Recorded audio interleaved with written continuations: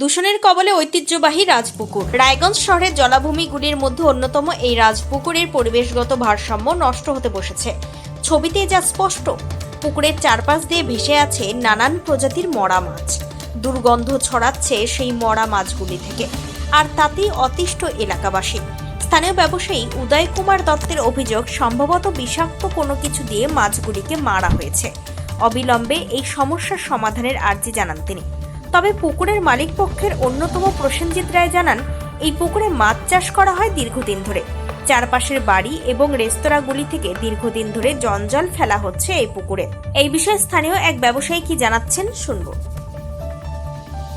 মারা হয়েছে কেন? পরশুদিন রাত্রেবেলায়, অর্থাৎ পরশুদিন বুধবার রাত্রেবেলা কিছু মাছ মেরে নিয়ে যারা পুকুরটা ব্যবহার করে, মাছ চাষ করে, নিয়ে যাওয়ার পর বীজ দিয়ে চলে যায়। ওই মাছ যেগুলি মরে গেল ওগুলি ফেলে দিয়ে আবার নতুন চারাপোনা আবার ছাড়বে, এইটুকু জানি আমি। তবে বুধবার, বৃহস্পতিবার, শুক্রবার এখন কোনো খবর নেই। গন্ধে থাকা যাচ্ছে? বলেন দেখি। আপনাদের তো অসুবিধা হচ্ছে। অসুবিধা আপনার প্রত্যেকটি মানুষেরও অসুবিধা হচ্ছে, লোকের কাস্টমার আসছে না, গন্ধ। আপনারা কোথাও জানিয়েছেন বিষয়টা? কাকে জানাবো? সরকারি তো নাই এখন, মিউনিসিপ্যালিটি থেকে কাকে জানাবো? মিউনিসিপ্যাল লোকই থাকে না এখন, জানাবোটা কাকে? হয়তো অসুবিধায় থাকবে। আপনাদের উপরে নির্ভরশীল। কি চাইছেন? এটা একটু সদ্গতি হোক, একটু গন্ধ থাকা যায়। সকাল 7টার থেকে রাত্রি 11টা পর্যন্ত কাস্টমার আসে না, কিছু না। নিজেরা তো টের পাচ্ছেন, নিজেরা তো গেলেন দেখলেন। পাশাপাশি পুকুর কর্তৃপক্ষ কি বলছেন শোনাবো।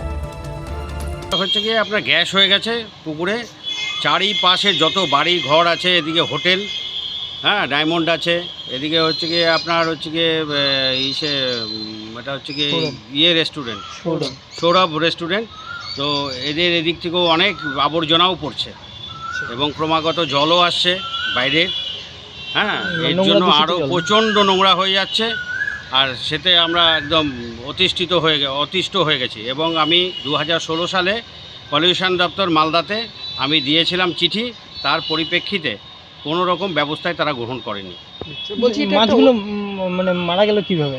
মারা গেলো গ্যাস হয়ে যায়। এটা গ্যাস হলে পরে প্রচুর পরিমাণে মাছ মারা যায়। এটা যারা মাছের চাষ করে তারা একদম ওয়াকিবল এই ব্যাপারটার মধ্যে। কিন্তু এই মাছ পচে গিয়ে একদম দুর্গন্ধ ছড়িয়েছে এলাকা জুড়ে, এলাকার মানুষজন যেটা অভিযোগ জানাচ্ছে। হ্যাঁ, অভিযোগ জানাচ্ছে এবং আমরা জেলেকে খবর দিয়েছি অলরেডি, এবং তারা এসে উঠিয়ে দিলে পরেই আমরা পাড়ের ধারে উঠিয়ে একটা গর্ত করে তার মধ্যে সেগুলোকে প্রবেশ করিয়ে উপরে মাটি চাপা দিয়ে সেটা আমরা একটা সংস্কার করে ফেলি খুব দ্রুত।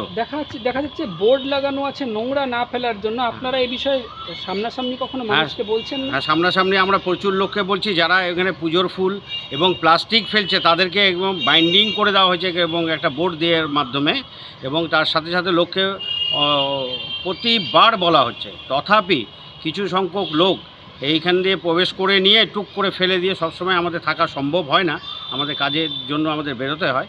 তো সেই দরুন ওই চান্সেই সব ফেলে দিচ্ছে। কেউ বাড়ির উপর থেকে ফেলে দিচ্ছে, কেউ রাস্তার উপর থেকে প্লাস্টিকে ঢিল মেরে পুকুরের মধ্যে ফেলছে।